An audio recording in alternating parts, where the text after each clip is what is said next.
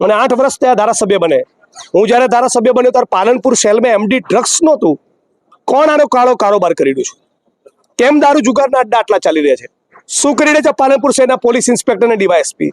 એમને ફોન કરી રિસ્પોન્ડ નથી કરતા, નાગરિકો ફોનનો જવાબ નથી આપતા. એટલે બાપાની પેઢી સમજે છે બનાસકાંઠાને. હું નથી બોલતો ત્યાં સુધી મારે 50 કામ છે. જે દિવસે પલાટી વાળીને 5 દિવસ બેઠીશ તો ઝાડા કરાવી દઈશ, એ સ્પષ્ટ કહેવા માંગુ છું. અને આજે આવેદન પત્ર આપ્યું, ગઈકાલે આખી રાતે પોલીસ કસરત કરી છે. એનો મતલબ એમ નહીં કે 4 દિવસ બંધ રાખો પછી ભૂલી જવાનો નથી. દર અઠવાડિયે ફોલોઅપ લેવાનો છું. બનાસકાંઠાની અંદર પાલનપુરમાં બહેનો, દીકરીઓ, માતાઓ અસુરક્ષિત મહેસૂસ કરે, નાગરિકો બોલી ના શકે, કોઈ ફરિયાદ કરે, કોઈ આરટીઆઈ કરે તો બુટલેગરો ધમકી આપે. એક પોલીસ ઇન્સ્પેક્ટર બુટલેગરની ગિફ્ટ આપેલી ગાડીમાં ફરી રહ્યા છે. બીજા પોલીસ ઇન્સ્પેક્ટર 1 કિલો સોનું ગાયબ કરી કાઢ્યું. ફોજદારી ગુનાનું કૃત્ય કર્યું. ગાયબ કરનાર પીઆઈ કોણ છે? એ બે જે સંબંધિત અધિકારીને